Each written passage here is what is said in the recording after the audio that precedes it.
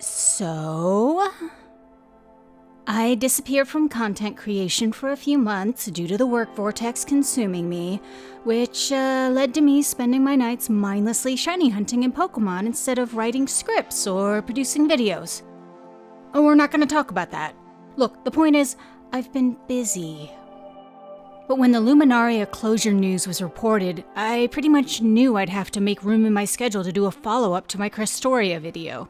In that one, I sort of roasted Bandai Namco a bit for their, shall we say, piss-poor management of their mobile games. There are many, many more reasons as to why this game failed to connect with audiences and retain the player base it had. I mentioned that I wasn't planning on playing Luminaria after my experiences with Crestoria. As someone who researched BAMCO's history with mobile titles, I'm not surprised to see it close. What I am surprised by is that it closed so soon. Why? It's barely been around for a year. So I put on my research cap and got to digging. In the interest of full disclosure, I have never played Tales of Luminaria. Fortunately for me, it seems like neither has a rather large chunk of the internet, which is part of the problem and why it's closing. I was fully prepared to at least download it and try a little bit for this video, but as it turns out, that was not necessary. I also super hate the portrait-only video for it because my day job is video editing and the framing just looks so bad. I kind of get why they did it, but also, it looks bad for a cinematic game, you guys. I hate it. But I'm not here to trash on a game that I've never played. Instead, I'd like to look at some of the factors surrounding the game and what led to its failure. For those of you who are like, TLDR, the short version is BAMCO. It's BAMCO. Of course it's BAMCO. I'm more interested in taking a look at the longer version, though. Why did Tales of Luminaria fail? Honestly, that's not the issue here. The issue is more, why was Tales of Luminaria not given the chance to succeed? This game was announced around the time when Tales of Crestoria was winding down, a few months before their shutdown notice. Seeing as Crestoria was a flawed game, but people genuinely liked the characters and story, that didn't really do Luminaria any favors. People were less focused on Luminaria's release and more on what said release would mean for Crestoria as a game. I'm not really sure what they could have done though. If they'd waited a few months, people still would have been apprehensive. It's the BAMCO black mark. They did do marketing for this game. As someone who keeps her head down, I still had a lot of stories about Luminaria pop up on my various feeds. I'd heard early on that they were releasing an anime for it, though this later turned out to be just a 2-episode affair rather than a full-fledged series. They also did a full-on social media onslaught with all the different characters. I can't speak for anyone else, but I had a really hard time following who was what. Case in point, writing this script from memory, without doing any of my subsequent follow-up research and revision, here's what I remember about Luminaria's marketing. There were a lot of high-profile / Funimation, now Crunchyroll VAs involved, there was a girl with heterochromia, and I had no idea who the protagonist was supposed to be. I cannot name any of the characters. This isn't Suikoden, BAMCO. Man, I'd play a Suikoden gacha. Good thing Konami's into Pachi slot instead. The marketing was all over. It really just made the game come off like a mess, which isn't a good look when you're a BAMCO Tales gacha opening just as the last BAMCO Tales gacha was apparently winding down. The cast is huge. Like, huge for a Tales game. I mean, just looking at this art, it looks more like a Fire Emblem or Suikoden game than a Tales game. I'm not saying that they can't have huge casts, but there's a lot going on here. It is really overwhelming for a new player. Look, I'm a grown woman. I have a day job. Work vortex. I have bills to pay. The marketing told me one thing on social media. There are a lot of characters, and they're voiced by funny vets. They're different factions, I guess. But I never got an impression of the story or conflict.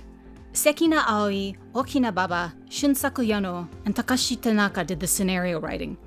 So that's 2 light novel authors, a writer for a manga, and I can't actually find any credits for Takashi Tanaka. That's 4 different writers credited, though. 4! Maybe that's why I have no idea what the story is about. I mean, even the About section on the website reads, "An epic tale that unfolds from 21 different points of view. 21 vibrant protagonists meet, clash over opposing justice, forge bonds, and grow as people." But what is the game about, my man? What is the game about? There's a longer story section, and I can already see why my eyes glazed over it before. So here's the story in 30 words or less. 2 forces clash over incredible sources of mana, the primordial beasts, while a group of adventurers remains neutral as they try to uncover the mysteries behind these beasts. And that's all we needed to know. I'm way more invested already now that I didn't have to navigate a wall of text and marketing telling me there are 21 different characters. You only get one first impression, so make me care. What is this game about? I have no idea. It's tales of lots of characters.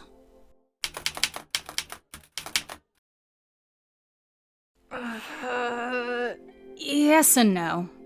I can't comment on a lot of this because, again, I didn't play it. But part of the problem is that this very much felt like a game BANDAI is developing with the studio, and then they just slapped the Tales label on it. That begs the question, though. What is a Tales game? They all have a certain look and feel to them. Cristoria, even if you ignore the legacy characters in there, definitely had that feel. Confession time. I honestly had the same issue with Tales of Arise at first. When I saw the initial art, I didn't think it felt like a Tales game. It wasn't until I played the demo and really got my hands on it and got a feel for the story and the characters that it felt like it was in the same vein and, therefore, something I wanted to play. And I really liked Arise a lot. People who have played the game are divided on whether or not it's a Tales game, or just something with the name slapped on it. According to Gematsu, Bandai did actually trademark Tales of Luminaria in late 2020, a good 10 months before the game was even announced. On the other hand, since when do the titles actually have anything to do with a specific game anymore? I mean, don't get me wrong, I love Tales of Berseria, but the name has very little to do with the story itself. And when names are trademarked, that's all that's getting trademarked, the name. Furthermore, BANDAI seems to do these in batches, so we just don't really know. Anyway, let's look at the names behind it. Go Shina did the music. He did Legendia's soundtrack, and is basically the secondary Tales series composer after Motoi Sakuraba. But he also just does music for BANDAI in general. Meanwhile, the character designs were done by Shun Saeki, who's responsible for Food Wars. This is a hard left from the Tales series' tradition of using Fujishima, Inomata, and Okumura. It's not bad, the designs are nice. But it does feel like this was meant to be another game entirely in the beginning. That said, I have zero sources saying one way or another regarding that, so this is all speculation. Take it all with a grain of salt. A huge grain of salt. Did BANDAI just yank a Tales name out of the hat and slap it on this game? We'll probably never know. Here's my argument though. The Tales label didn't do Luminaria any favors. Would I have tried the game if that were the case? I know I wouldn't have immediately been turned off by it, at least. I wouldn't have had certain expectations in my mind from the get-go either. The larger cast would have made more sense. The marketing still needs a lot of work. And I mean, a lot. But I think, in the end, calling it Tales hurt it more than it ever helped. It's too bad, honestly, that Luminaria was never even really given a chance. Just doing the basic research for this video, I found that once I got past the overwhelming 21 characters marketing and god-awful loglines that the game actually looks nice. My eyes are bleeding because it's a cinematic game in portrait mode, but it does look nice. The characters do have really unique designs, and given time, I would have liked to have gotten to know them. This video is already way longer than I intended it to be, given that it's about a game I never played. That said, I did see whispers of some other stuff over the course of my research, so there may or may not be a follow-up to this video later on related to that. Or maybe I'll disappear until my nemesis BANDAI releases another Tales gacha only to close it 2 months later. That said, did you play Tales of Luminaria? What were your thoughts on it? Let me know in the comments below.